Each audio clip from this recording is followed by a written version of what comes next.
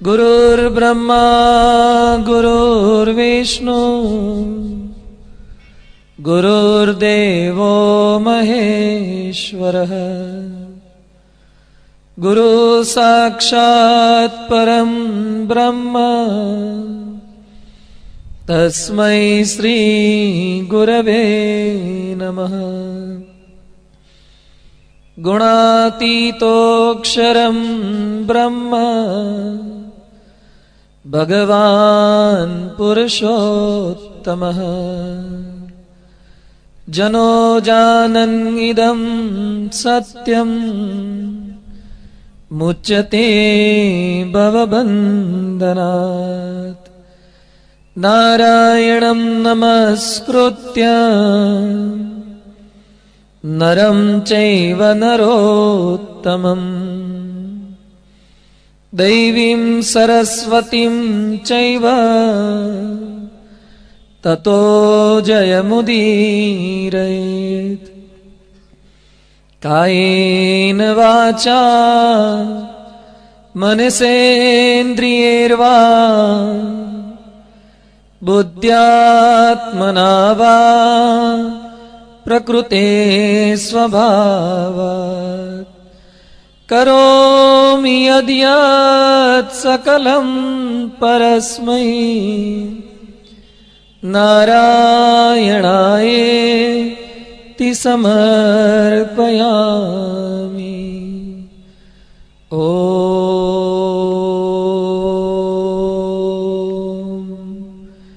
असतो मा सद्गमय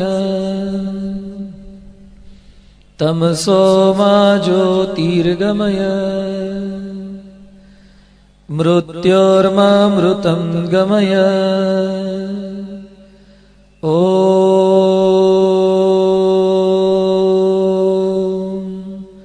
शान्तिः शान्तिः शान्तिः। श्री स्वामीनारायण भगवाननी जय। अक्षर पुरुषोत्तम महाराजनी जय। गुणातीतानंद स्वामी महाराजनी जय। सियावर रामचंद्र भगवाननी जय। राधा कृष्ण देवनी जय। उमापति महादेवनी जय। कष्टभंजन हनुमाननी जय। भगत जी महाराजनी जय। शास्त्री जी महाराजनी जय। योगी जी महाराजनी जय। प्रगट गुरु हरि प्रमुख स्वामी महाराजनी जय। रविवारનો દિવસ છે। કેટલાક લોકોને રવિવારે જ રજા હોય છે। સોમથી શનિ સુધી સતત ધંધા રોજગાર સગાવાલા એ બધાની અંદર વ્યસ્ત રહેવા છતાં રવિવાર એક હળવાશનો દિવસ, આનંદનો દિવસ, થોડી વ્યસ્તતાની વચ્ચે મસ્તતાનો દિવસ, એ બધાની વચ્ચે પણ આપ સૌ આટલી મોટી સંખ્યામાં અહીંયા ઉપસ્થિત થયા છો બદલ મોરબીના તમામ શ્રોતાજનો, ભાવિક ભક્તજનોને ખૂબ ખૂબ અભિનંદન। થોડાક વર્ષો પૂર્વે એક બાઈ એક ગામથી બીજે ગામ પસાર થતા હતા। એમાં રસ્તામાં એક નાનકડું જંગલ આવતું હતું। જંગલમાંથી એમને પસાર થવાનું હતું। પસાર થવા ગયા તો એમની પાછળ એક સિંહ પડ્યો। સિંહથી બચવાનો પ્રયત્ન કર્યો। આમ તો કાંકરિયામાં કે કમાટી બાગમાં કે શક્કર બાગમાં ગયા હોય તો સિંહની બહુ બીક ન હોય, કારણ કે આપણે ખુલ્લામાં હોઈએ પણ સિંહ તો બંધ હોય। અહીંયા તો આ પણ ખુલ્લામાં, પેલો સિંહ પણ ખુલ્લામાં, એટલે એ ભાગ્યા। સિંહથી બચવાનો પ્રયત્ન કર્યો। સિંહ પણ એમની પાછળ પડ્યો, પણ ગમે તેવા દોડવીર હોય તો પણ સિંહ તો ગમે તેવાની ગતિને આંબી જાય। ખૂબ પ્રયત્ન કર્યો, એમને લાગ્યો કે હવે દોડવું એ કોઈ સોલ્યુશન નથી, બચવા માટે કંઈક કરવું જોઈએ। એક ઝાડ દેખાયું એટલે ઝાડ પર ચડી ગયા। ચડાય એવું લાગ્યું, ચડી ગયા સીધા જ। ઝાડ પર ચડવાની નેટ પ્રેક્ટિસ પહેલા ક્યારેય કરી નહોતી, છતાં આવડી જ ગયું। અમુક વસ્તુ સંજોગો આપણને શીખવાડી દેતા હોય છે। ઘણા કે મન ના ફાવે, બધું જ ફાવે. અમુક સંજોગો તમને શીખવાડી દે છે, અનુસંધાન જાગૃત થઈ જાય કે મોતથી બચવું છે. ઝાડ પર ચડી ગયા, ઉપરની ડાળી પર પહોંચ્યા. ત્યાં ડાળી પર ચડીને જોયું તો એક મોટો વાંદરો, બુઢિયો વાંદરો બેઠો હતો. એટલે પેલા ભાઈ પાછા ગભરાઈ ગયા કે સિંહથી બચવા માટે ઉપર ચડ્યા, એમાં પાછો આ વાંદરો છે, તો વાંદરો આપણને મારશે. એટલે ધ્રુજતા હતા ત્યાં વાંદરાને વાચા ફૂટી કે ચિંતા નહીં કર, નહીં મારું તને, પ્રેમથી બેસ અહીંયા. એ કે સિંહ મારી પાછળ પડ્યો છે અને સિંહ નીચે જ ઉભો છે. સિંહ પણ રાહ જોઈને ઉભો, તો ક્યાં સુધી ઝાડ પર રહેશે, આજે તને પતાવો જ છે. એટલે પેલો માણસ ગભરાયો કે પેલો નીચે ઉભો છે કે તમ તારે અહીંયા રોકાઈ જા ઝાડ પર, રાત્રિ વિસામો અહીંયા કર. સિંહ થાકીને કંટાળીને સવારે જતો રહેશે, પછી સવારે તું તારે ગામ જતો રહેજે. વાંદરા એને આશ્રય આપ્યો, ઝાડ પર રોકાયો. વાંદરો કે છે 6 કલાકની આખી રાત્રિ પસાર કરવાની, આપણે વારા પાડીએ. પહેલા હું સૂઈ જાઉં, એ દરમિયાન તું જાગજે, તું સૂઈ જાય એ દરમિયાન હું જાગીશ, આવા કંઈક વારા પાડીએ. એટલે સૌ પ્રથમ માણસને સુવડાવી દે છે ને વાંદરો પોતે સૂઈ જાય. માણસ સૂઈ ગયો ને વાંદરો જાગે છે. એ સમયે સિંહ નીચે બેઠો હતો. એટલે સિંહે વાનર સાથે વાર્તાલાપ ચાલુ કર્યો. એ કે મારે આને જ પકડવાનો હતો અને ઝાડ પર ચડી ગયો છે. આને જ આપણને પશુ માત્રને હેરાન પરેશાન આ માનવ જાતિએ જ કર્યા છે. એટલે એને તું ધક્કો માર દે, નીચે પડી જાય, તો મારે તારી સાથે ક્યાં દુશ્મનાવટ છે, પછી એને હું ખાઈને જતો રહું. વાંદરો કે નહીં થાય, એ મારા શરણે આવ્યો છે, મેં એને પ્રોમિસ આપ્યું છે, નચિંત રહેવાનું વચન આપ્યું છે, એટલે હું ધક્કો નહીં મારી શકું. ખૂબ આજીજી કરી, પ્રલોભન આપ્યા, પણ વાંદરો માનતો નથી. 3 કલાકની ટર્મ પૂરી થઈ ગઈ, શેડ્યુલ પૂરો થયો. હવે વાંદરાનો સુવાનો વારો, માણસનો જાગવાનો વારો ચાલુ થયો. શિફ્ટ બદલાઈ. એમાં માણસ જાગતો તો વાંદરો સૂતો હતો. ત્યાં સિંહે વાર્તાલાપ ફરી ચાલુ કર્યો કે આમ તો મારે તને જ પતાવો હતો, પણ તું ઉપર ચડી ગયો છે, પણ મને ભૂખ લાગી છે, તું નહીં તો વાંદરો ચાલશે. એટલે તું વાંદરાને ધક્કો માર, એ નીચે પડે, એને જમી જવું, પછી હું નીકળી જઈશ. બાકી જો મને કંઈ ભોજન નહીં મળે તો અહીંથી જઈશ નહીં, તને જવા નહીં દઉં. અને માણસ તો બુદ્ધિશાળી પ્રાણી, એટલે એને વિચાર કર્યો કે ખરેખર આ કરવા જેવું છે, બચવા માટે આ જ કરાયું. અને એને વાંદરાને ધક્કો માર્યો. પણ એવું કહેવાય છે કે વાંદરા મોટે ભાગે ક્યારેય છલાંગ ચૂકતા નથી. ધક્કો માર્યો, જેવો નીચે પડવા ગયો એટલે પોતાની પૂંછડીથી ડાળી વીંટાઈ ગયો, ફરતી પાછો ઉપર આવી ગયો. પડવામાંથી બચીને ઉપર આવ્યો. હવે પેલા ભાઈના મોતિયા મરી ગયા, વધારે ગભરાઈ ગયા, કારણ કે જેને આશ્રય આપ્યો એને ધક્કો માર્યો એટલે ગભરાઈ ગયો. એ કે ભાઈ સાહેબ મારી ભૂલ થઈ ગઈ, આજ પછી આવું નહીં કરું, પેલા આવું ક્યારેય નહોતું કર્યું. જેમ આપણે લાયસન્સ લીધા વગર જતા હોય ને, પોલીસ પકડે ત્યારે દર વખતે આપણો આવો જ જમાનો હોય, જવાબ હોય કે પહેલી જ વાર આવું થયું છે, દર વખતે હોય જ છે. અને આ જ ચાલુ કર્યું કે પહેલી વાર ભૂલ થઈ છે, આવું ક્યારેય નથી કર્યું, મને મારતા નહીં, ધક્કો ના મારતા. વાંદરો કે ચિંતા નહીં કર, નહીં મારું તને, ધક્કો નહીં મારું, કોઈ તકલીફમાં નહીં મૂકું, પણ મારી એક વિનંતી છે તને. શું વિનંતી?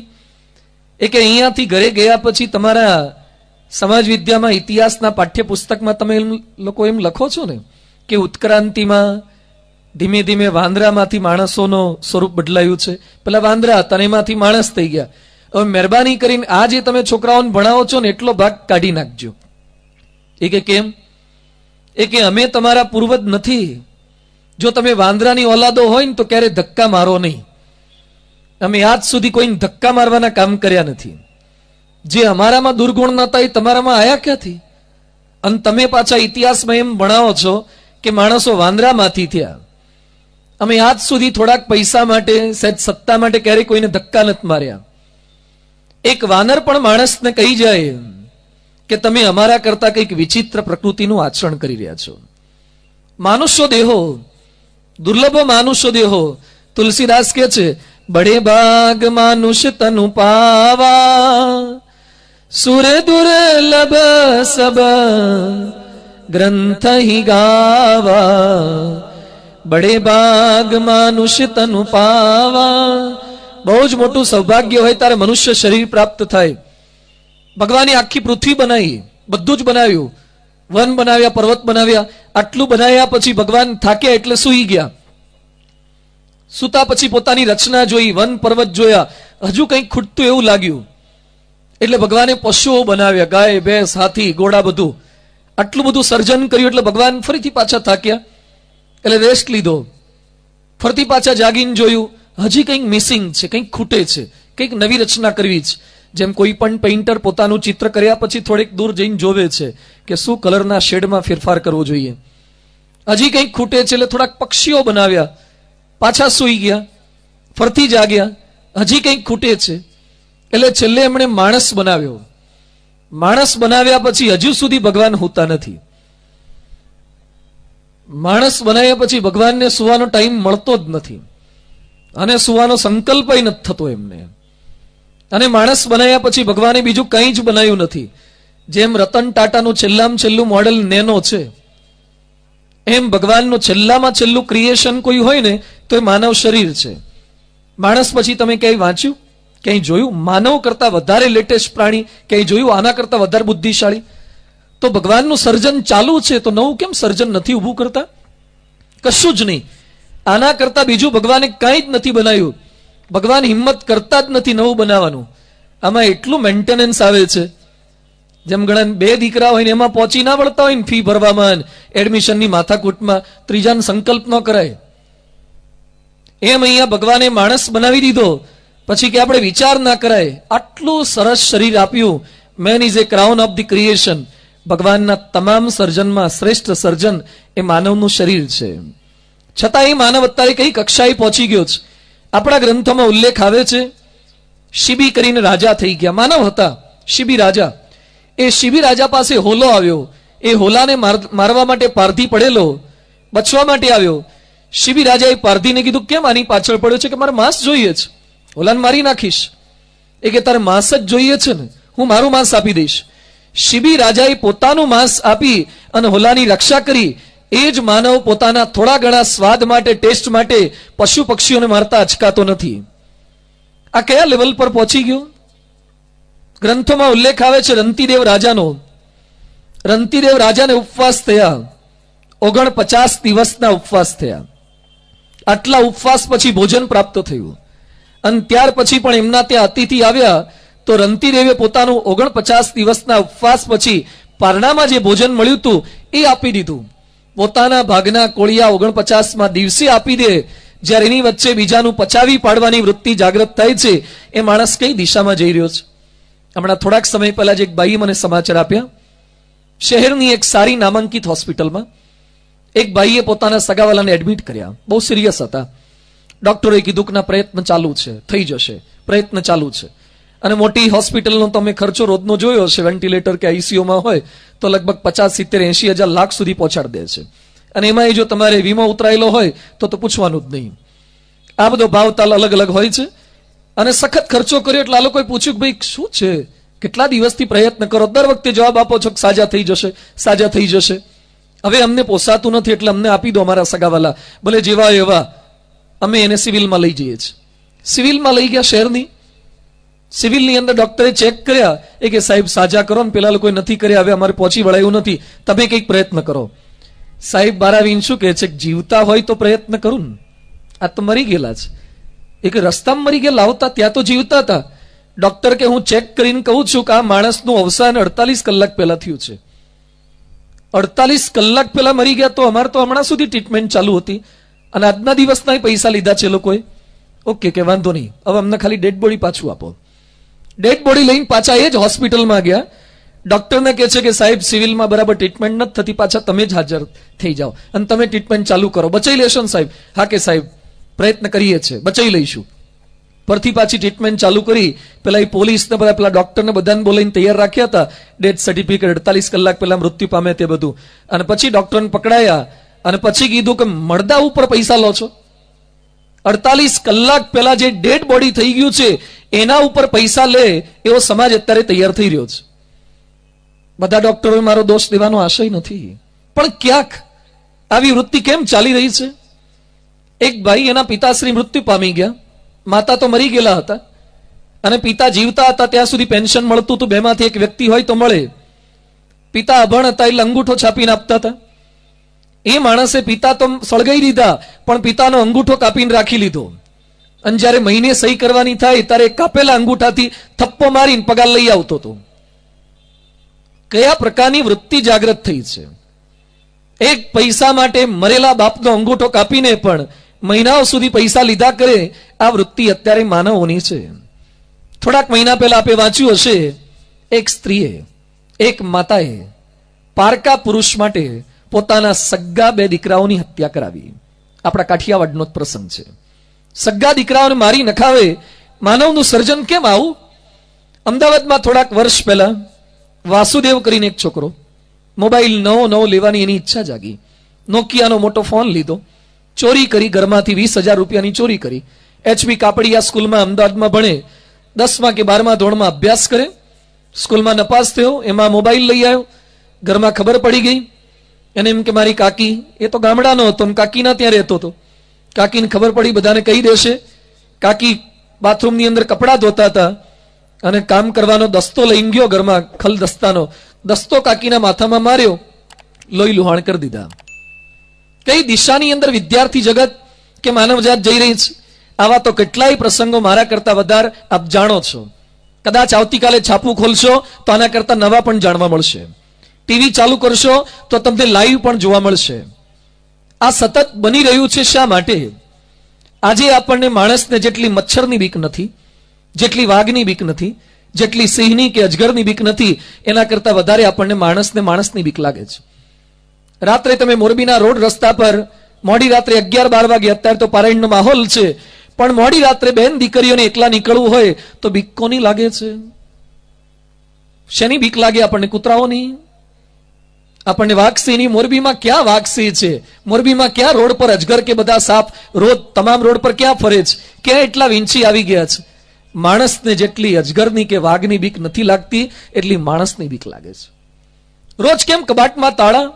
આપણા દરવાજે શેના તાળા મારીએ છીએ? ઉપર સ્ટોપર, વચ્ચે ઇન્ટરલોક, નીચે તાળા, બાર પાછા લોખંડના દરવાજા, કેટલા તાળા મારીએ છીએ. શેના થકી? કોણ લૂંટી જાય છે? માણસ લૂંટી જાયની બીક છે. માણસથી ગભરાય છે. બધા જ માણસો ભગવાનનું સર્જન છે, છતાં બીક શેની? બધા દેવતાના સર્જન છે, પણ છતાં દૈવી પ્રકૃતિ નથી રહી. એનો પ્રશ્ન છે. એકવાર ભગવાને રિસેપ્શન કાઉન્ટર ગોઠવ્યું પોતાના ત્યાં. કંઈક હશે ભગવાનનો લગ્ન સમારંભ કંઈક. એમાં રિસેપ્શનમાં બધાને બોલાયા, દેવો દાનવો બધાને. કારણ કે ભગવાન તો દાનવોને બોલાવે, દેવોને બોલાવ્યા. ભગવાને સરસ મજાની રબડી ને ગુલાબ જાંબુ ને રસગુલ્લા ને બધું તૈયાર સરસ રાખ્યું હતું. પણ ભગવાને શરત કરી, તમામના હાથ અહીંયા પાટા જેવું બાંધી દીધા કોણીમાંથી, અને પછી જાહેરાત કરી દેવ દાનવ બધાને કે કોણીમાંથી વાળ્યા વગર બધાય જમવાનું. જેટલું ખાવું એટલું ખાઓ, પણ કોણીએથી વાળવાનું નહીં. હવે જમવા માટે પહેલું જ આમ કરવું પડે, કોણીથી વાળવું પડે, બધું જ આય વાળવું પડે. આ પેલું JCB નું પ્લાવ વાંકું કરવું જ પડે ને, આમ તો જ આમ મોઢામાં જાય. અહીંથી વાળવું પડે, કરી તે જાય. આવી શરત કરી એટલે દાનવોને આઈટમ ગમતી હતી, પણ ખાવું કેમનું? હાથ આમ રામ રાખીને આમ ગુલાબ જાંબુ પકડે, આમ આવે જ નહીં, વળે તો નહીં જ, એટલે આમ ઉલાળીને પછી આમ ઝીલવા જાય. કરી તે કેચ થાય મોઢામાં. બહુ જ પ્રયત્ન કર્યો, દાનવો ખાઈ જ ન શક્યા. ઝઘડા ઝઘડી પર આવી ગયા. એ કે આના કરતા રિસેપ્શનમાં ના બોલાયો તો સારું થાત, ખવડાવું જ નહોતું એમ કોણ? અપમાન કરવા બોલાવ્યા હતા? આવું ભગવાન પર આક્ષેપબાજી કરવા લાગ્યા. ભગવાન કે દેવો જોઈએ, દેવો શું કરે છે? દેવોએ જાણ્યું કે શરત બારે છે, પણ ભૂખ તો છે જ, ખાવું તો છે જ, ભગવાનનો આદેશ છે. દેવો વિચાર કર્યો, જાતે તો કોઈ રીતે વળાશે નહીં, ખાઈ નહીં શકાય, એટલે દેવોએ કોમ્પ્રોમાઇઝ કરી લીધું. ડીશ વચ્ચે કોમન રાખી અને પોતે કોળીઓ આમ તૈયાર કરી, ઇન્દ્ર અહીંયા બેઠા ને વરુણના મોઢામાં મૂકતા જાય, અને વરુણ લઈને ઇન્દ્રના મોઢામાં મૂકતા જાય. હાથ વળવાઈને ના પાડી છે, પણ બીજાના મોઢામાં ખવડાવીને ક્યાં ના પાડી છે? હાથ ના વાળો, પણ કોકના મોઢામાં આપતા જાઓ, કોક તમારા મોઢામાં આપતું જાય. ભગવાન દરેકને પોષણ એક સરખું જ આપે છે. દાનવો ઝઘડીને ખાધા વગર મરે છે. દૈવી વૃત્તિવાળા માણસો એકબીજાને ખવડાવીને રાજી થઈને મૃત્યુ પામે છે. માણસ એક સરખા, કોઈકની વૃત્તિ દૈવી, કોઈકની વૃત્તિ દાનવી, આસુરી વૃત્તિ. એમ મહાભારત 2 પ્રકારની વૃત્તિનો સંગ્રામ છે. એક છે દૈવી વૃત્તિ, બીજી છે આસુરી વૃત્તિ. પાંડવોની દૈવી વૃત્તિ છે, કૌરવોની આસુરી વૃત્તિ છે. પડાવી લેવાની વૃત્તિ, સતત બીજાને હેરાન પરેશાન કરવાની વૃત્તિ. ગઈકાલે ઉલ્લેખ કર્યો હતો, કૌરવ અને પાંડવો ભાઈઓ છે, કાકા બાપાને દીકરા, છતાં પણ એક સત્તા, એક સામ્રાજ્ય કેવો ઝઘડો કરાવી શકે છે. ઇન્દ્રપ્રસ્થની અંદર મોકલી દીધા હતા, છતાં હજી સંતોષ નથી થતો. કૌરવો ત્યાં ગયા, દુર્યોધન ફરતા હતા. એમાં મય દાનવે સરસ રચના કરેલી નગરની, શહેરની. એમાં જળ ત્યાં સ્થળ ને સ્થળ ત્યાં જળ દેખાય. એમાં ગુલાટ ખાઈ ગયા, જમીન લાગતી હતી પણ હતું પાણી, અંદર પડી ગયા, ભીના થઈ ગયા. અને દ્રૌપદી હસ્યા. દ્રૌપદીની કાલે પણ આપણે ઉલ્લેખ કર્યો તો કે પહેલી ભૂલ આ થઈ છે. આપણા તમામમાં દ્રૌપદી જેવી વૃત્તિ છે. કોઈક સેજ લપસી જાય ને તરત આપણને હસવું આવી જ જાય છે. કોણ જાણે આપણે જન્મ્યા ત્યારથી લપસ્યા જ ના હોઈએ. કોઈકની સહેજ બોલવામાં ભૂલ થાય ત્યારે તરત આપણને ક્રિટિસાઇઝ કરવાનું મન થાય, જાણે આપણે જિંદગીમાં ક્યારેય કોઈ ભૂલ કરી જ ના હોય. આશ્ચર્ય એ છે કે આપણે સતત ભૂલ કરતા રહેવી છતાં કોઈકની ભૂલની ટીકા કરતા રહેવી. છાપામાં ક્યાંક દુરાચારના સમાચાર આવે અને તરત ક્રિટિસાઇઝ કરે કે કેવા થઈ ગયા છે. પણ પેરેલલ આપણું આવું જ હોય છે, પણ આપણું છાપામાં નથી આવતું એટલું સારું છે. માણસની આ વૃત્તિ છે. દ્રૌપદી હસ્યા તરત, કદાચ હસ્યા હોત તો ચાલી જાત. એની વચ્ચે દ્રૌપદી હસ્યા પછી એમ બોલ્યા, આંધળાના તો આંધળા જ રહ્યા. શબ્દ લાગી ગયા. બહુ વિચારીને શબ્દ બોલવા, સાચવીને બોલવા. કેટલાક લોકો છે ને જેમ તેમ બોલી નાખે, તડ ને ફળ, અપમાન કરી નાખે ગમે તેનું. અને પછી પાછા શું બોલે એ કે મારી જીભ એવી પણ મારું દિલ બહુ ચોખ્ખું, મારા દિલમાં કોઈના માટે સહેજ પણ પાપ નહીં. તો ખોલ, દિલ ખોલીને બતાય તારું. તમારું દિલ ગમે તેટલું ચોખ્ખું હોય તો જીભ ચોખ્ખી રાખવી પડે. ઝઘડા દિલ નહીં જીભના થાય છે, પ્રોબ્લેમ ત્યાં થાય છે. મહાભારત શીખવે છે આ કે તમે દ્રૌપદી લેવલના હશો, પાંડવોના પત્ની હશો, 5 પતિ તમારા હશે, છતાં એક પણ પતિ રક્ષા નહીં કરી શકે. જો સ્લીપ ઓફ ટંગ થઈ તો પ્રોબ્લેમ થશે. તો એ જાણપણું ન રાખી શક્યા. વસ્ત્રાની ઘટના આખી પહોંચી ગઈ. એ બધાની વચ્ચે કૃષ્ણ ભગવાને મદદ કરી, ભગવાનનું સ્મરણ કર્યું, ભગવાનને પ્રાર્થના કરી, હે કૃષ્ણ. દ્રૌપદીએ બધા જ બળ વાપર્યા. અત્યારે આપણે સૌ કોઈ જીવીએ છીએ ને અલગ અલગ પાવરથી જીવીએ છીએ. માણસ મસલ પાવરથી જીવે છે, મસલનો પાવર. અત્યારે નવયુવાનોમાં ફેશન જાગી છે બોડી બનાવવાની, 6 પેક બોડી, મસલ્સ બનાવો, હીરો જેવા બનાવો. એના માટે એક્સરસાઇઝ કરશે, વહેલી સવારે જાગશે, કરશે, પુલઅપ્સ કરે, દંડ કરે, જાત જાતનું કરે. મસલનો એક પાવર છે. અને જેના બટન ખુલ્લા હોય ને કોલેજની અંદર સ્ટ્રક્ચર આવું હોય એટલે લોકો બધા એનો વટ પડતો હોય. કેટલાક મસલ પાવરથી જીવે છે, કેટલાક મની પાવરથી જીવે છે. મનીનો પણ એક પાવર છે. ખિસ્સામાં પૈસા ભરેલા હોય ને 500 ની 1000ની નોટો, તો મજા આવે, ખિસ્સું ગરમ હોય તો એક પાવર હોય છે. કેટલોક મનીનો પાવર છે, કેટલોક મેન પાવર. તમને 2-5 માણસો વધારે ઓળખતા હોય, ફેસબુકમાં તમારી એકાઉન્ટ હોય, અને જો તમારે 1000-1500 ફ્રેન્ડ સર્કલ મોટું ગ્રુપ હોય ને, એનો કેફ હોય કે મારે તો 1000 ફ્રેન્ડ સર્કલ છે, કેટલું મોટું ગ્રુપ છે મારું. તમારી પાસે મેન પાવર મોટો હોય એનો પણ તમને કેફ હોય છે. કેટલાકને માઇન્ડ પાવરનો કેફ હોય છે કે મારા જેવો બુદ્ધિશાળી કોઈ નહીં. માઇન્ડનો એક power, man power, muscle power, money power, material power. તમારી પાસે સારામાં સારો સેલફોન હોય એનો પણ એક કેફ હોય છે. ઘણાને ફોન આવ્યો ન હોય ને તો 2-5 જણા જોવે, એના માટે ખોલીને ચેક કરતા હોય, બતાવા કે અમારે સેમસંગ ગેલેક્સી છે. તમારી પાસે મટીરિયલ સારું હોય ને એનો પણ એક આનંદ રહ્યા કરતો હોય છે. આ બધા જ પાવર જ્યારે નિષ્ફળ જાય છે ત્યારે ભગવાનનો પાવર એ સફળ જાય છે. ભગવાનનો પાવર એને નજર સમક્ષ રાખો. અને દ્રૌપદીએ કૃષ્ણનું સ્મરણ કર્યું. કોઈ જ આધાર નથી. હવે આપણે બધાનું સ્મરણ કેવું છે, એક આધાર રાખવાનો અને ભગવાનનું સ્મરણ કરવાનું.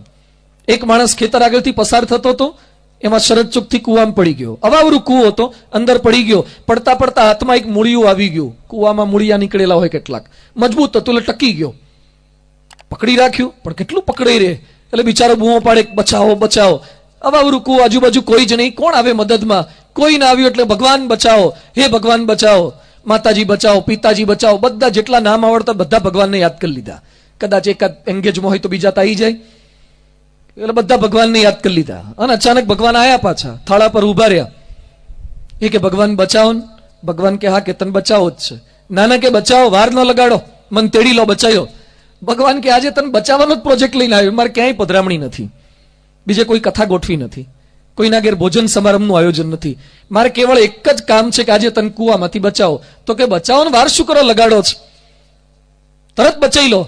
ભગવાન કે કામ કર, પેલા તારા હાથમાં પેલું મૂળિયું છે ને છોડ દે, પેલું મૂળ પકડ્યું છે ને છોડ દે, એટલે તરત તને પકડી લો. એ કે ભગવાન મૂળિયું શું નડે છે તમને? તમે નીચે જ પકડી લો ને, તમે નીચેથી હાથ ટેકો આપી દો, અથવા એક હાથ તમે પકડી લો, મૂળિયું ભલે ને રહ્યું. ભગવાન કે ના, મૂળ છોડ દે, હું તને પકડી લઈશ, તરત સીધો તને ઝીલી લઈશ ને તરત કુવાની પાળી ઉપર બહાર મૂકી દઈશ, નહીં પડવા દો. એ કે ભગવાન જવા દો ને યાર, કદાચ હું છોડું ને તમને પકડતા વાર લાગે હાવ જવું હું તો, તમે લેટ થઈ જાઓ તો મરી જાઓ ને. વિશ્વાસ ન કરાય અત્યારે કળિયુગમાં ભગવાનનો. આ માણસની વૃત્તિ આ જ એક આધાર પકડી રાખવો છે અને પછી ભગવાનના આધારની વાતો કરીએ. સંપૂર્ણ શરણાગતિ રક્ષિષ્યતિ ઇતિ વિશ્વાસ. ભગવાન ચોક્કસ રક્ષા કરશે જ. દ્રૌપદીને વિશ્વાસ જાગ્રત થયો, પછી સ્મરણ થયું ને ભગવાને રક્ષા કરી. ઘટના તો પૂર્ણ થઈ. ભારત વર્ષની એક કલંકિત ઘટના. ભીષ્મ શક્તિશાળી હતા, દ્રોણાચાર્ય શસ્ત્રજ્ઞ હતા, વિદુરજી બુદ્ધિશાળી હતા, પણ અર્થસ્ય વૈ પુરુષો દાસ. પૈસાનો માણસ દાસ બની જાય ને પછી એને ખબર છે કે ખોટું થાય છે, છતાં માણસો ખોટું થવા દે છે. અને આવું આપણે જોઈએ છે. આજે આપણા જ સમાજમાં કેટલાય ભીષ્મ પિતામહો છે, આપણા જ સમાજમાં વિદુરો છે, આપણા જ સમાજમાં કૃપાચાર્ય દ્રોણાચાર્યો છે. એને ખબર છે કે મોરબીમાં ખોટું થઈ રહ્યું છે, ગુજરાતમાં ખોટું થઈ રહ્યું છે, પણ છતાં એને કેટલુંક મળે છે એટલે ભલે થતું. એના થકી તો આપણા રોટલા નીકળે છે એટલે થવા દો. અર્થસ્ય વૈ પુરુષો દાસ. માણસ પૈસાનો ગુલામ બની જાય છે. અહીંયા લોકો આ ઘટનાને અટકાવી ન શક્યા, પૈસાના દાસ બની ગયા. વસ્ત્રારણ થતું ભગવાને અટકાવ્યું. પછી એના પર ઢાંકવા માટે ધૃતરાષ્ટ્રે વરદાન આપવાની વાત કરી, વરદાન માંગ્યું. દ્રૌપદીએ કે યુધિષ્ઠિર સ્વતંત્ર થઈ જાય, મારો પ્રતિવિંધ્ય પુત્ર દાસી પુત્ર નથી. બીજું વરદાન બધા પાંડવો દાસ નહીં, અસ્ત્રો શસ્ત્રો પરત મળી જાય. ત્રીજું વરદાન માંગો. દ્રૌપદી ના પાડે છે કે અધિક લોભ તે પાપનું મૂળ છે, બીજું કંઈ વધારે મારે જોઈતું નથી. આ ઘટના તો પૂરી થઈ ગઈ. એક સબક તો શીખી લીધો. થોડાક સમય પછી કૌરવોએ ફરથી પાછું ઇન્વિટેશન કાર્ડ મોકલ્યું કે ઘણા સમયથી જુગાર નથી રમ્યા, ચાલો ને ફરથી રમીએ. કારણ કે કૌરવોને છે ને હવે હજુ બરાબર પાઠ શીખવો હતો. અને યુધિષ્ઠિરની વૃત્તિ જ હતી કે કોઈક આપણને સહેજ ચેલેન્જ આપે એટલે પહોંચી જ જવું. કાલે પણ મેં ઉલ્લેખ કર્યો હતો કે ખોટી ખોટી ચેલેન્જો ઉપાડો નહીં. કેટલાક લોકો તમને દુખી કરવા જ બોલતા હશે કે તું આ ન કરી શકે, એને ખબર હોય કે આ કરશે એટલે તકલીફ જ થવાની છે. કેટલાક લોકો આપણને કુવામાં નાખવા જ આવી વાતો કરતા એવું ચડાવતા હોય, એના રવાડે ચડવું જ નહીં. ભલે ચેલેન્જ આપે, ભાઈ અમારાથી ન થાય. લેવા દેવા વગરની ચેલેન્જો ઉપાડવી નહીં, શરતની અંદર પડવું નહીં. ફરથી પાછા પાંડવો શરતમાં પડ્યા, જુગાર રમ્યા, પુનઃ હાર્યા. અને આ વખતે કૌરવોએ કેવી સજા કરી? 12 વર્ષનો વનવાસ અને 1 વર્ષનો અજ્ઞાતવાસ. કહેતા 1 વર્ષ દરમિયાન અદ્રશ્ય રહેવાનું, પકડાઈ જાય તો ફરથી પાછો 12 વર્ષનો વનવાસ. આવી 12 શરત કરી. પહોંચી ગયા પાંડવો ફરથી પાછા જુગાર રમવા અને હારી ગયા. એકવાર ભૂલ કરે ઠીક છે, ફરથી ભૂલ, સતત ભૂલ. માણસ માત્ર ભૂલને પાત્ર, પણ પુનરાવર્તનને પાત્ર નહીં. એકની એક ભૂલ સતત કર્યા જ કરવાની. એકવાર ભૂલ થાય એમાંથી પાઠ શીખી જવો પડે કે ફરથી આ કરવા જેવું નથી. આપણને જાણપણું રહેવું જોઈએ કે આની અંદર તકલીફ થાય એવું છે. એકવાર એક રાજા હતો, મહેલની અંદર રહેતા, રાણી પણ હતા. પણ એમાં રાજા કંઈક બારગામ ગયેલા હશે અને રાણીને કોઈક ત્યાંનો પ્રધાનનો કંઈક દીકરો કંઈક ગમતો હશે, એટલે એને બોલાયો ત્યાં રૂમની અંદર. અને રાણી એની સાથે આનંદ કિલ્લોલ વાર્તાલાપ કરતા હતા. ત્યાં રાજા અચાનક આવી ગયા.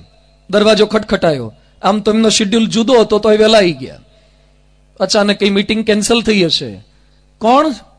એટલે આ તો રાજાનો અવાજ. અવાજ સંતાડવો જ પડે, ક્યાં નાખવો? એટલે રાણી કે હવે રાજા આવી ગયા.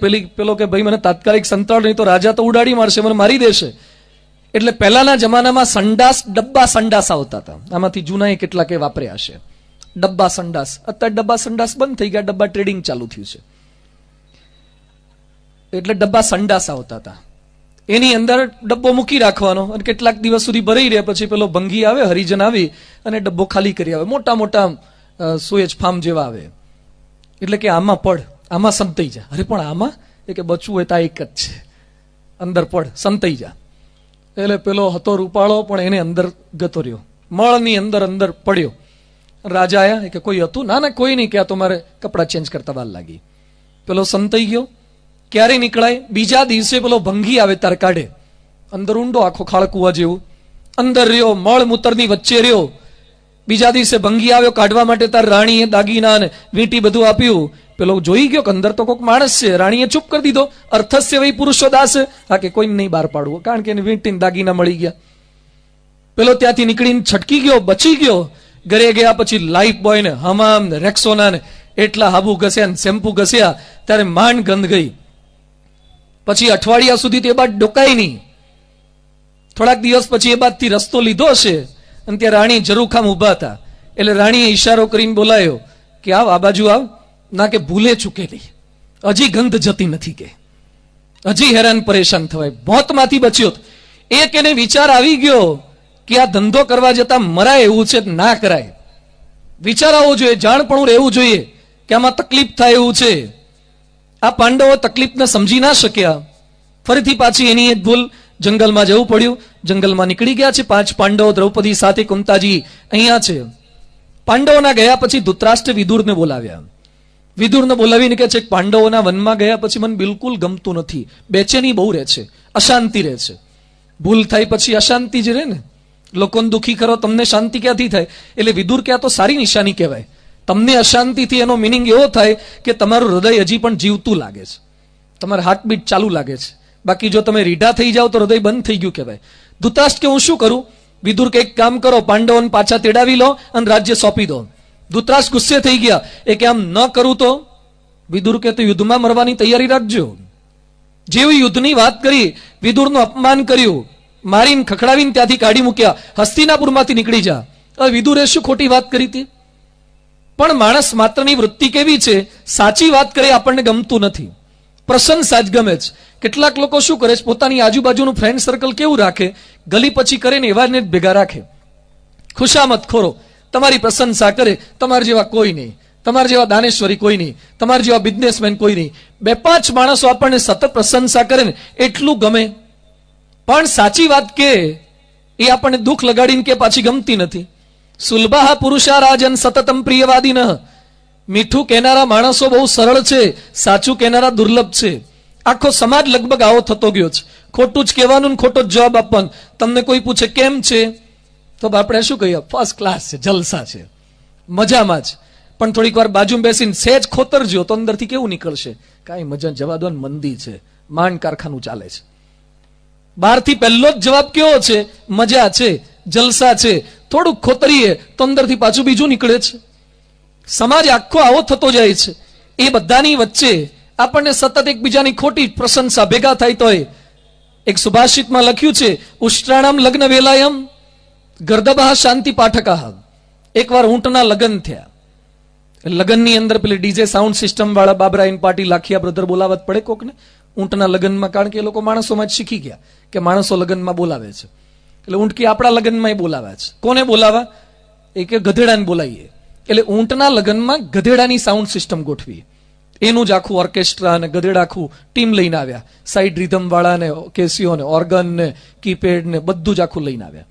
અને ગધેડા શાંતિ પાઠ કરતા હતા, ઊંટના લગ્ન થતા હતા. સરસ લખ્યું છે, ઉષ્ટ્રાણમ લગ્ન વેલાયામ ગર્દભા શાંતિ પાઠકા પરસ્પરમ પ્રશંસંતી. એકબીજાની પ્રશંસા કરે. અહો રૂપમ અહો ધની.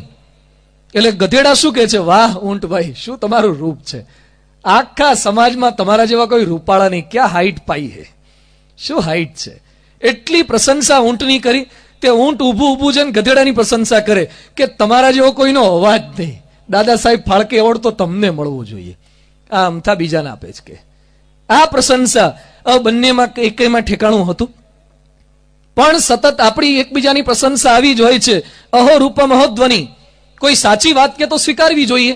ખાલી પ્રશંસા તમારી આજુબાજુમાં કરે ને, કોઈ માણસ આખી જિંદગી તમારી પ્રશંસા કરે ને, તારે સમજવાનું કે એને તમારી પાસેથી હજુ કંઈક પડાવવું છે અથવા સ્વાર્થ છે. સતત જે માણસ તમારા વખાણ જ કરે ને, તારે સમજવાનું કે તમને પૂરેપૂરા ઓળખી નથી શક્યો અથવા તમે એને ઓળખી નથી શક્યા. એ તમને હજી એ લેપન કર્યા જ કરે છે. બાકી સંબંધો માણસ ભેગા રહે તો સાચી વાત દુઃખ લગાડીને પણ કરે જ. એ સ્વીકાર કરવો જોઈએ. ગુણાતીતાનંદ સ્વામી સભા ભરીને બેઠા હતા અને અંદર સભાની અંદર સોપારી ચાવવાનો અવાજ આવ્યો. અને કંઈક સોપારી પેલા ચાવતા કકડ કકડ અવાજ, આવી મોટી ની નાની સભા હશે. એટલે સ્વામીનો અવાજ સંભળાયો તો ગુણાતીતાનંદ સ્વામી જાહેર સભામાં બોલ્યા કે આટલી સારી ભક્તોની સભા છે, એમાં હાડકું કોણ ચાવે છે? હાડકું થોડા ચાવતા હોય માણસો, તો કૂતરા ચાવે. પણ સ્વામી આમ બોલ્યા કે હાડકું કોણ ચાવે છે? તો શિવલાલ શેઠ હતા, બોટાદ ગામના શિવલાલ શેઠ. 9 લાખના આસામી. આજથી 200 વર્ષ પહેલા 9 લાખ પતિ હતા, અત્યારે તો 9 કરોડના પતિ કહેવાય. શિવલાલ શેઠ સોપારી ખાતા હતા, ઉભા થઈ ગયા, સોપારી બહાર જઈને થૂકી આવ્યા, કોગળા કરીને પાછા આવીને બેસી ગયા અને સ્વામીની માફી માંગી કે સ્વામી આજ પછી સભામાં ક્યારે સોપારી નહીં ખાવું. આને કહેવાય સવળું ગ્રહણ કર્યું. અને આજે જો ગળાને ભૂલથી કહીએ ને કે ભાઈ હોપારી ખાવ છો, તો કે સારું આવતીકાલથી નહીં આવીએ નડતી હોય તો. ભાઈ સાહેબ ખાવ પણ આવજો. મને ખબર જ છે કેટલાક ખાય છે, પણ ભલે અહીંયા બેસો કોક દાડો જશે, કોક દાડો વિચાર આવશે, પણ સવળું ગ્રહણ ના થાય. સહેજ કોઈક કે તરત લાગી જાય, સહેજ જ્ઞાતિ પર ખંડન થાય તરત લાગી જાય. એકવાર ગોપાળાનંદ સ્વામી સભા ભરીને બેઠા હતા અને અલગ અલગ જ્ઞાતિની વાત થતી હતી. એમાં ગોપાળાનંદ સ્વામી કે પટેલ બધા, એમાં પણ કડવા પટેલ છે ને બહુ ભારા હોય. કડવા પટેલ આમ આપે તો માથું આપે, લઈ લે માથું લઈ લે. એને વાળવાય અઘરા ને વાળ્યા પછી ઉભા કરવાય અઘરા. કડવા પટેલની વાતો બધી બધા બેઠા હતા, સભાજનો બેઠા હતા. અને સભામાં કડવા પટેલની પ્રકૃતિની નહીં, દરેક જ્ઞાતિની અલગ અલગ પ્રકૃતિ હોય છે. એવું નહીં કડવાની જ વાત કરું છું. દરેક પટેલમાં, વાણિયામાં, દરબારમાં દરેક જ્ઞાતિગત ગુણ હોય, ટેન્ડન્સી હોય છે. દરેકના પ્લસ પોઈન્ટ હોય, દરેકના માઇનસ પોઈન્ટ હોય. આ બધી વાત જાહેરમાં થતી હતી. એમાં કોઈનું દિલ દુભાવવાનો આશય નહોતો. એમાં અમાર જેવા સંતો બેઠા હતા. એમાં એક સંતને લાગી આવ્યું એટલે ઉભા થઈ ગયા. અને ગોપાળાનંદ સ્વામી શું કહે છે કે ક્યારના અડધા કલાકથી મંડાયા છો, કડવાએ તમારો શું બાપ માર્યો છે? આવું બોલી ગયા. સાધુ જ હતા, બોલો. તો એ પેલા મોટેરા સંતને શું બોલ્યા કે કડવાએ તમારું શું બગાડ્યું છે? અડધા કલાકથી કડવા હવાન, કડવા હવાન, કડવા તેવા, બીજા કોઈ મળતા જ નથી. હવે વાત જાણે એમ હતી, પેલા સાધુ છે ને, સાધુ થતા પેલા કડવા પટેલમાંથી આવ્યા હતા, એટલે એમને બહુ લાગી આવ્યું. એટલે ગોપાળાનંદ સ્વામી એક વાક્ય બોલ્યા કે સ્વામી માફ કરજો, મને ખબર નહીં તમે 20 વર્ષ થઈ ગયા સાધુ થયા અને ત્યાર પછી હજી કડવા જ રહ્યા છો. મને એમ કે તમે મીઠા થઈ ગયા છો. પણ આ પ્રકૃતિ લાગી આવ્યું. જો પ્રકૃતિ કોઈક સહેજ બોલે આપણને, આ ખાલી કડવા પટેલની વાત નથી કરતો, જનરલ વાત કરું છું, સહેજ આપણી પ્રકૃતિની વાત થાય અને ખંડન થાય ને આપણને લાગી આવે છે. સાચી વાત હોય ક્યારેક એનો સ્વીકાર કરો. ધૃતરાષ્ટ્ર એ સ્વીકાર નથી કરી શકતા, ના પાડી દે છે, કાઢી મૂક્યા. સમાજની અંદર કોઈ ખોટું બોલનારા માણસો આપણને મળે, પ્રશંસા કરે, એ નહીં, કોઈક સાચું બોલનારાનો સ્વીકાર કરવો. અને બધા આગળ આપણે ખોટું ના બોલવું, પાછું સાચું બોલવું. જેમ સાપ બધે જ વાંકો ચાલે, પણ દર આવે ત્યારે સીધો થઈ જાય. જો ત્યાંય વાંકો જવા થાય ને તો છોલાઈ જાય અને કીડીઓ ફોલી ખાય. એમ દુનિયામાં ગમે તેટલા વાંકા ચૂકા ચાલીએ, પણ ભગવાન અને સંત આગળ ક્યારે કપટ ન કરવું, ત્યાં ખોટી વાતો ન કરવી, એને ઉલ્લુ બનાવવાના ધંધા ન કરવા. માણસો ત્યાંય કપટ કરે, ત્યાં કપટ ચપટ થઈ જાય, ત્યાં ખોટું ન બોલવું. ભગવાન સ્વામિનારાયણના વખતમાં ગરડામાં એક બાઈ હતા, ડોશીમાં. મહારાજ કે માડી તમારી પાસે રૂપિયા જે કહ્યું એ આપો ને. એટલે માડીને એમ કે ભગવાન માગે છે, એટલે હતા એની પાસે 2000 રૂપિયા. એ કે મહારાજ 1000 જ છે. મહારાજ કે સારું, તારે 1000 આપી દો. 1000 લઈ લીધા, મંદિરમાં મૂકી દીધા. અને પેલા બાઈ રાજી થયા કે સારું થયું, મને ખબર જ હતી કે સ્વામિનારાયણ લેવા જ માગતા હોય. કેટલા છે પૂછ્યું એટલે સમજી જ જવાનું. એટલે સારું થયું ને, 1000 તો બચ્યા. જો 2000 કીધા ને તો 2000 માગી લે, આ લોકો નક્કી નહીં. અને પછી તો રાત્રે ઘરે હતા. બીજા દિવસે વહેલી સવારે મહારાજ પાસે રોતા રોતા આવ્યા. મહારાજને કે મહારાજ ગજબ થઈ ગયો, ચોર આયા અને મારા રૂપિયા લઈ ગયા. મહારાજ કે તમારા રૂપિયા મારી પાસે પડ્યા છે, તમારે તો રૂપિયા ક્યાં હતા? એ બધા મને આપ્યા હતા. એ કે ના મહારાજ, 2 હતા ને એમાંથી એક જ આપ્યા હતા, એક તો મેં રાખ્યા હતા. મહારાજ કે આ તમારા 1000 પાછા લઈ લો, અમારે જોઈતા નહોતા, અમને ખબર હતી કે ચોર આવવાના છે એટલે સાચવવા જ માંગતા હતા. શું કરવા કપટ કર્યું ત્યાં? શા માટે ખોટું બોલ્યા? ભગવાન અને સંત આગળ કપટ. જેમ આપણે દરજી આગળ કપડા સીવડાવવા જઈએ અને ત્યાં ખોટું માપ અપાય. મોચી આગળ બૂટ સીવડાવવા જઈએ, એક છોકરો મોચી આગળ ગયો બૂટ સીવડાવવા, પેલા સીવડાવતા, અને પછી ઘરે પાછો એની મમ્મીને શું કે માં મેં મોચીને છેતર્યો. શું કર્યું? એ કે જયારે મારા પગનું માપ લેવા આવ્યા ને ત્યારે મેં આગળના અંગૂઠાના આંગળીઓ વાળી દીધી, એટલે ઓછું માપ થાય, સોલ ઓછો થાય, ચામડું ઓછું વપરાય, સસ્તામાં પડશે. તેની માડી કે મોચી તો 1 મિનિટ માટે છેતરાયો, પણ તું તો જોડો ફાટશે નહીં ત્યાં સુધી છેતરાયો. ભારે તકલીફ તને થવાની. મોચીન છેતરો છો, દરજીન છેતરો છો. એમ ભગવાન અને સંત આગળ ક્યારેય કપટ નહીં, ત્યાં સાચું. જેમ ડોક્ટર આગળ જઈએ અને કેવું કન્ફેસ કરવું પડે, નિષ્કપટ થવાનું, એમ ત્યાં સાચું બોલવું. પરમ પૂજ્ય પ્રમુખ સ્વામી મહારાજ અમદાવાદમાં હતા અને એક ભાઈ એમના છોકરાને લઈને આવ્યા. યુવાન હતો, 8મા 9માં ભણતો યુવક. અને પ્રમુખ સ્વામી મહારાજને કહે છે કે સ્વામીજી, મારે તમારી માફી માંગવી છે, ભૂલનો સ્વીકાર કરવો છે. શું છે બેટા તારી ભૂલ? એ કે સ્વામી મને ખોટું બોલવાની ટેવ છે. ઘણાને હોય જૂઠું બોલવાની ટેવ, ચોરીની ટેવ હોય, બાળપણથી આવી લતે ચડી ગયા હોય. એ કે સ્વામી હું ખોટું બહુ બોલું છું, મને ખોટું બોલવાની ટેવ છે. ત્યાં એના બાપુજી પાછળ જ હતા. એ કે નાના બાપજી, કાયમ નથી બોલતો, ક્યારેક જ બોલે છે. એને પાછો આવો ઊંધો પક્ષ લીધો. એટલે પ્રમુખ સ્વામી મહારાજ કે છોકરો સ્વીકાર કરે છે અને તમે શું કરવા ખોટું બોલો છો? પછી પ્રમુખ સ્વામી મહારાજ એક વાક્ય બોલ્યા કે તું દુનિયામાં બધે જ ખોટું બોલ્યો હોઈશ, પણ તું ભગવાનના દરબારમાં સાચું બોલી ગયો એટલે જા તારી કુટેવ ટળી જશે. એની કુટેવ ગઈ. એ છોકરાએ BE એન્જિનિયરિંગ LD એન્જિનિયરિંગ કોલેજમાંથી કમ્પ્લીટ કર્યું. અત્યારે કેનેડામાં સિટીઝનશીપ થઈ ગયો છે અને સંપૂર્ણ એની કુટેવ ટળી ગઈ. બીજે બધે જ આપણે ગમે તેવા પાપ કરીએ, અન્ય ક્ષેત્રે કૃતમ પાપમ તીર્થ ક્ષેત્રે વિનશ્યતિ. બીજે પાપ કર્યા હોય એ ભગવાન અને સંતના દરબારમાં ધોવાય છે, પણ ભગવાન અને સંત જે આપણને સાચી શિખામણ આપે એનો અવગુણ, એનો દોષ, એના થકી વિમુખ થઈએ તો બીજે બચવાનો ઉપાય ક્યાં? જે બારણેથી બંધ છૂટીએ તે બંધ ન કરીએ બારણું, જેને આધારે જીવીએ તેનું ન કરીએ મારણું. વિદુરજીને કાઢી મૂક્યા. પછી તો આ બાજુ પાંડવોની વાતો આવે છે કે પાંડવો જંગલમાં વિચરણ કરતા હતા, વનવાસ એની અંદર ફરી રહ્યા છે. એવામાં માર્કંડેય મુનિ આવ્યા. માર્કંડેય મુનિએ પાંડવોને જોયા, ઝૂંપડામાં રહે, ફળ ફૂલ ખાઈને રહે કરે. આ બધી સામાન્ય દુર્બળ સ્થિતિમાં ઇન્દ્રપ્રસ્થ જેનું ભવ્ય હતું એને જંગલમાં ફરવાનો વારો. અને માર્કંડેય મુનિ હસતા હતા. એટલે યુધિષ્ઠિર શું બોલ્યા કે ઋષિવર્ય, અમને આટલું દુઃખ પડે, આટલી તકલીફ પડે, એની વચ્ચે પણ તમે હસો છો કેમ? આનો અર્થ શું? અમારું દુઃખ જોઈને તો સંત દુઃખી થવા જોઈએ, તો તમે રાજી કેમ થાઓ છો? એ વખતે ઋષિ શું બોલ્યા માર્કંડેય મુનિ કે તમારી વાત સાચી છે.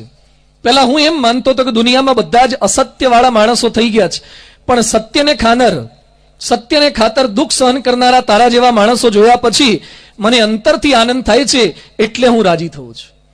મારી પ્રસન્નતા તારા નિયમ ધર્મની દ્રઢતા જોઈને છે. ભગવાન અને સંત પ્રસન્ન ક્યારે થાય? તમારી અંદર તાકાત હોય છતાં તમે સહન કરો ત્યારે. માર્કંડેય મુનિ કહે છે કે હે પાંડવો, તમને જોઈને મને રામચંદ્રની યાદ આવી ગઈ કે રામચંદ્રનો પણ કોઈ વાંક નહોતો, છતાં બધું જ સહન કરતા હતા, એટલે હું પ્રસન્ન થયો. આપણા કપડા જોઈને ઘરના સભ્યો રાજી થાય, આપણા મિત્રો રાજી થાય, ભેટ સોગાદથી, આઈસ્ક્રીમથી, પાર્ટીથી રાજી થાય, પણ ભગવાન અને સંતને તો કોઈ આવી અપેક્ષા નથી. ભગવાન શેનાથી રાજી થાય? આપણી એક દ્રઢતાથી રાજી થાય, સત્સંગમાં દ્રઢતા રાખે.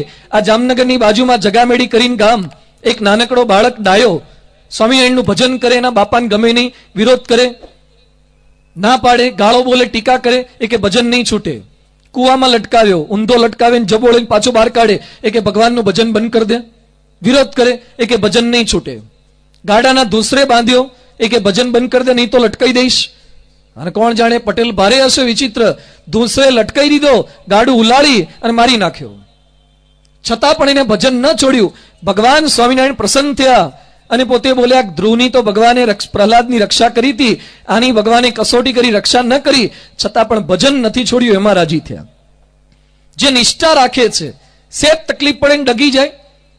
ઘણા લોકો ઘડીએ ઘડીએ ભગવાન બદલ્યા કરે, સેજ તકલીફ પડે ને કે હદ્યા નહીં, થયા નહીં. એકવાર ગોંડલમાં યોગીજી મહારાજ હતા ને કવર આવ્યું, એટલે કવર ખોલાવડાયું. હવે તો કટોકટીમાં મંદિર થતા હોય એમાં એમ કે પૈસાનું કવર આવ્યું હશે, તે કોઈક હરિભક્ત પાસે ખોલાવડાયું, તે અંદરથી કંઠી નીકળી. તે યોગી બાપા કે ગુરુ, કંઠી તો આપણે લોકોને મોકલાઈ, આપણા પર કેમ આવી? મંદિરમાં કંઠીઓ કેમ આવી? તે કંઠીમાં ભેગો એક કાગળ લખ્યો હતો કે તમારા કહેવાથી કંઠી બાંધી તો એ મારી ભેંસ માંદી જ રહે છે, હાજી થતી જ નથી, એટલે તમારી કંઠી પાછી મોકલું છું ને આ કવરમાં કંઠી પાછા પૈસા મોકલી આપજો. શું માણસોની વૃત્તિ છે! સહેજ તકલીફ પડે એટલે ભગવાનનું ભજન છોડી દેવાનું, સહેજ માંદા પડે એટલે ભગવાન ખોટા થઈ ગયા. એમાં ભગવાન રાજી થતા નથી. કષ્ટો પડે, તકલીફ પડે, છતાં પણ ભગવાનનો આશરો જે રાખે છે એના પર પ્રસન્નતા થાય છે. જે પોતાના મન સાથે સ્ટ્રગલ કરે છે એના પર રાજી થાય. વરતાલની બાજુમાં પેલો શલુક પગી નાનકડો બાળક, અને એના ખેતરમાં વાડીમાં ચીબડું વાયેલું, ચીબડા સરસ થયા, એટલે પહેલું ચીબડું સિઝનનું ખાવા જતો ત્યાં વિચાર આવ્યો કે ભગવાનને પહેલા ચીબડું આપીએ પછી આપણે ખવાય. તો સ્વામિનારાયણ વરતાલમાં બિરાજે છે, ચીબડું આપવા જવું. ચીબડું લઈને જતો પાછો વિચાર આવ્યો કે ભગવાન તો રાજા ધીરાજ, એમના ત્યાં તો કેવા પકવાન આવતો હોય, મારું ચીબડું ભગવાન શું ખાય? એટલે પાછો કે સુધારીને હું જ ખાઈ જાઉં. ત્યાં પાછું મન અંદરથી કે ના ખવાય, ખાઈશ નહીં, ભગવાનને ધર્યા વગર ના ખવાય. એટલે પાછું ચીબડું માથે મૂકે કે મારા ભગવાનનું ચીબડું ભગવાનને આપવું જ. ફરતી પાછું ચાલે, મન સાથે સંઘર્ષ થાય. એ કે ખાઈ જા, ભગવાન કે ચીબડું થોડા ખાય, એમના આગળ તો જાત જાતના 36-32 પકવાન આવતા હોય, અને પૂછશે નહીં, ધક્કા મૂકીને તારું ચીબડું લઈ લેશે, ખાશે નહીં. ફરતી પાછું જમવાનું મન થાય, ફરતી પાછું સત્સંગી મન એને ટકોરે કે ના ખવાય. એમ સંઘર્ષ કરતા કરતા એ વરતાલમાં બાળક પહોંચ્યો. ભગવાન સભા ભરીને બેઠા હતા, બાળકને જોઈ ગયા, નજીક બોલાવ્યો કે બેટા તું કંઈક ભેટ લાવ્યો છે? સંતાડતો હતો કે મહારાજ હું તો લાવ્યો છું, પણ આવું અપાય? ના લાવ, તારું ચીબડું લાવ. ચીબડું માગી લીધું, ભર સભામાં જમ્યા, અને મહારાજ હરિભક્તોને આદેશ આપે છે, આ બાળકને ગાડું ભરીને સાકર આપો. એક ચીબડાના બદલામાં ગાડું ભરીને સાકર આપી. રાજી થઈ ગયા. ત્યાં એક શેઠ બેઠા હતા, વાણિયા શેઠ. એને વિચાર કર્યો, એક ચીબડું આપીએ ગાડું ભરીને સાકર આવે, તો ગાડું ભરીને ચીબડા આપીએ કેટલી સાકર આવે. તે ઘેર જઈને ગાડું ભરીને ચીબડા લઈ આવ્યા, અને મહારાજને કે લો મહારાજ, તમને ચીબડા બહુ ભાવે છે ને, તે ચીબડા લાયો, અને ગાડું ભરીને લાયો છું, તમે તમારે ખાધા જ કરો, અને સાકર ક્યાંથી લેવાની છે મારે? હા, મેં જ પૂછ્યું પાછું. મહારાજ કે મને ચીબડા નથી ભાવતા, આ બધા જ ચીબડા ગોમતી તળાવમાં નાખો, માછલા ખાઈ જશે. અરે મહારાજ, પેલો છોકરો એક ચીબડું લાવ્યો તો ગાડું ભરીને સાકર આપી, હું આટલા ચીબડા લાવીને મને બિલકુલ સાકર નહીં. મહારાજ કે પેલો મન સાથે સંઘર્ષ કરીને લાવ્યો તો એમાં રાજીપો થયો. જે પોતાના મન સાથે સંઘર્ષ કરે છે એના પર રાજીપો છે. મનના દોર્યા દોરાવાઈ જાય એના પર ભગવાનનો રાજીપો નથી. સંઘર્ષની વચ્ચે ટકી શકે, વિઘ્નોની વચ્ચે ટકી શકે, એના પર ભગવાન અને સંતનો રાજીપો. બધી તાકાત હોય છતાં પણ તમે સહન કરી લો ને તો રાજીપો. એકવાર એક ગામડે એક ભક્ત સાચા હતા, સારા હતા, છતાં વિરોધી આવીને ગાળો બોલવા માંડ્યો, અપમાન કરવા લાગ્યો. એટલે ભગવાન ઉપર વૈકુંઠમાં બેઠા છે, તે ભગવાન જોઈ ગયા કે મારા એક ભક્તનું અપમાન થાય છે. એટલે ભગવાને તાત્કાલિક વિમાન તૈયાર કર્યું. લક્ષ્મીજી કે તમે રોકાવ, હાલ મારે તાત્કાલિક જવું પડે એવું છે, ઇમરજન્સી છે. પેલા ભક્તની ટીકા થાય છે, અપમાન કરે છે, અને હજુ તો કપડા બપડા તૈયાર કરતા હતા, ત્યાં નીચે ચેક કર્યું કે કેટલે પહોંચ્યું, વધારે અપમાન તો નથી કર્યું. ત્યાં પેલો ગાળાગાળી પર આવી ગયો, અને પેલા લાફો માર્યો. ભગવાન કે તો તાત્કાલિક ઉપાડો, ગરુડજી ચલો તાત્કાલિક નીચે પહોંચવું છે, આપણા ભક્તનું અપમાન થાય છે. ત્યાં હજુ ચડતા પહેલા જોયું ને તો પેલા ભક્તે જેને અપમાન કર્યું હતું એને 2-3 ઠોકી દીધી, અને સામે બથમ બથા આવી ગયા. ભગવાન કે પાછી વાળો, હવે જવાની જરૂર નથી, ધોબી થઈ ગયા છે, કે ધોબી થઈ ગયા છે. એને સહન કરવાનું માંડી વાળ્યું, એટલે હવે આપણે જવાની જરૂરિયાત નથી. તમારામાં સામર્થ્ય હોય છતાં પણ સહન કરો તો ભગવાન રાજી થાય છે. આપને સૌની યાદ હશે, ગાંધીનગર અક્ષરધામમાં 2002ની સાલમાં લગભગ આતંકવાદીએ હુમલો કર્યો, અને એ સમયે આખા ગુજરાતની અંદર ભારે તંગદિલી વાળું વાતાવરણ થઈ ગયેલું. સારંગપુરમાં પ્રમુખ સ્વામી મહારાજ બિરાજતા હતા. લોકો પૂછવા આવે, મળવા આવે. કેટલાક લોકો તો અલગ અલગ સંસ્થાના આવ્યા હતા કે પ્રમુખ સ્વામી મહારાજ એક વાક્ય બોલ્યા હોત ને, સહેજ ઈશારો કે આ નતું થવું જોઈતું હતું, તો આખું ગુજરાત ગોધરાવાળી અમે કરવાના હતા. બધી ફૂલ તૈયારી હતી. પણ સ્વામીજી એક વાક્ય બોલ્યા કે 2 જણાની ભૂલ, અને આપણી હિન્દુ સંસ્કૃતિ એટલી નબળી છે કે 2 સામાન્ય માણસો આવી અને આપણી હિન્દુ સંસ્કૃતિના લાખો માણસોની શાંતિમાં ખલેલ પહોંચાડી જાય. આપણે સ્થિર છીએ, આપણે ડગવું નથી. અને પ્રમુખ સ્વામી મહારાજે શાંતિની અપીલ કરી કે તમામ ગુજરાતની પ્રજાને, ભારતની પ્રજાને અપીલ કરું છું, કોઈએ બદલો લેવાની ભાવના રાખવીને બધા જ શાંતિ રાખે. અક્ષરધામમાં સભા કરી, કોઈ રાજકીય સભા નહીં, કેવળ શાંતિની સભા. અત્યારે આખા ગુજરાતમાં, ભારતમાં હમણાં તમને જાણીને આશ્ચર્ય થશે, વિદેશની અંદર ફ્રાન્સમાં કે જર્મનીમાં એક સભા થઈ, કંપનીની અંદર મીટિંગ થઈ, એની અંદર કોઈકની ભૂલ હતી છતાં પણ સજા નહોતી કરવાની, બદલો નહોતો લેવાનો. ત્યારે માલિક શું બોલ્યા કે આપણે રિસ્પોન્સ આપવાનો. કેવો રિસ્પોન્સ? અક્ષરધામ રિસ્પોન્સ. આજે વિદેશની અંદર એક ટ્રેડમાર્ક જેવું થઈ ગયું કે કોઈક વ્યક્તિ આપણું બગાડી જાય છતાં પણ એનું સારું કરવું, એને અક્ષરધામ રિસ્પોન્સ કહેવાય. આ ભાવના તો સ્વામીજી આપણને આ શીખવે છે કે વિઘ્નો આવે, પ્રશ્નો આવે, એની વચ્ચે સ્થિરતાથી રહેવું. ભગવાનને સંત રાજી ક્યારે થાય છે? જેનું જીવન પવિત્ર હોય એનાથી રાજી થાય, જે નિર્વ્યસની જીવન જીવે એનાથી રાજી થાય, જે શાકાહારી જીવન જીવે એના પર રાજી થાય. કેટલાક નિયમ ધર્મ વિરુદ્ધ જીવન જીવતા હોય, જેની અંદર પવિત્રતા ના હોય, પ્રમાણિકતા ના હોય. નવરાત્રીની અંદર ભારે નવરાત્રી કરે, નવરાત્રી કોઈ ખોટી નથી, પણ બારોબાર જાત જાતનું બધું કર્યું હોય. કેટલાક ખોટા ધંધા કરે અને પછી માડીને પ્રાર્થના કરે કે માડી ગરબે રમવા આવજો રે. માડી કેમ ના આવે? માડી તું તો હેરાન પરેશાન કરી નાખે છે. બારોબાર લંગરિયામાંથી લાઈટો લીધી હોય અને પછી કે ગરબે રમવા આવજો. માડી કે ન જવાય, નહીં તો પીજી વિસેલ વાળા પકડી જાય, પ્રોબ્લેમ થાય. હવે આ કરી તો આપણે કેવું વૃત્તિ થઈ ગઈ છે, આપણે ખોટા ધંધા કરો ને પછી માડીને પિતા ને બધા રાજી થાય. અમે જે કરતા એ કરીએ ને ભગવાન રાજી થાય, એમ રાજી ના થાય. આપણું જીવન વ્યસન મુક્ત હોવું જોઈએ, આપણું જીવન શાકાહારી હોવું જોઈએ. છતાં અત્યારે દુઃખ સાથે કહેવું પડે છે, મારી આ મહાભારતની પારાયણમાં આપણા હિન્દુઓ ખાતા પીતા વધવા માંડ્યા છે. તમને અહીંયા મોરબીમાં કેટલાક જન્મેલા છે, મોરબીમાં ઘણા બધા. આપ જન્મ્યા એ સમયે મોરબીમાં ઈંડાની આમલેટની લારીઓ કેટલી હતી અને અત્યારે કેટલી છે? અને પેલા ઈંડા આમલેટ કોણ ખાતા હતા અને અત્યારે કોણ ખાતા થઈ ગયા છે? દુઃખ સાથે કહેવું પડે છે કે મુસલમાન કરતા હિન્દુ વધારે ખાય છે, દુઃખ સાથે. હિન્દુના ઘર આગળ ઈંડાના ફોતરા મળે? આ કયા પ્રકારનો વિકાસ છે? આ કયા પ્રકારનો ઉત્કર્ષ છે? શું ઈંડા ઝાડ પર ઉગે છે? આ ખાતા થઈ ગયા અને ભેગી પાછી અગરબત્તી કરીએ તો કરી જ પ્રસન્નતા ભગવાન અને સંતની થાય. કોઈકને મારીને આપણને જીવવાનો શું અધિકાર છે? તમારા બાળકને તમારા દેખતા કોઈક મારી નાખે અને પછી તમને આઈસ્ક્રીમ આપે, ચોકોબાર કેન્ડી ખવડાવે, તમારા છોકરાને લાફો ફટકારે અને બીજા હાથમાં કેન્ડી તમને આપે, તો તમે એ કેન્ડી લો? એમ ભગવાનના સંતાનો છે આ બકરા, કુકડા, મરઘા, ઈંડા બધું ભગવાનના સંતાનો. એને મારીને આપણે એમ ઈચ્છીએ કે ભગવાનની પૂજા કરીએ, થાળ ધરાઈ દઈએ અને 64 ફૂટની ધજા ચડાવીએ. એમ ભગવાન રાજી થતા નથી. એના આપેલા સંતાનોની જાળવણી કરીએ, માંસાહારનો ત્યાગ કરીએ તો ભગવાન અને સંતની પ્રસન્નતા થાય છે. નિયમ આપણું જીવનયુક્ત, નિયમયુક્ત જીવન બને. આજે આ વચ્ચે પારાયણની અંદર આપ સૌને વચ્ચે એક વિડીયો બતાવવાની છે. અત્યારે એક વિડીયો આપ જોજો. એ વિડીયોની અંદર આ વાત છે કે અત્યારે મોડું નથી થયું, રૂક જાઓ, અભી દેર નહીં હે. હજી પણ આપણે ચેતી શકીએ છીએ. આજની આ પરિસ્થિતિમાંથી સભાજનો આપ સૌ બેઠા છો, કંઈક ઉપદેશ. શું પરિસ્થિતિ, કયા દિશાની અંદર આપણો સમાજ જઈ રહ્યો છે? એ વ્યસનના રવાડે, દુરાચારના રવાડે, માંસાહારની દિશાની અંદર કેટલા આગળ વધી રહ્યા છે.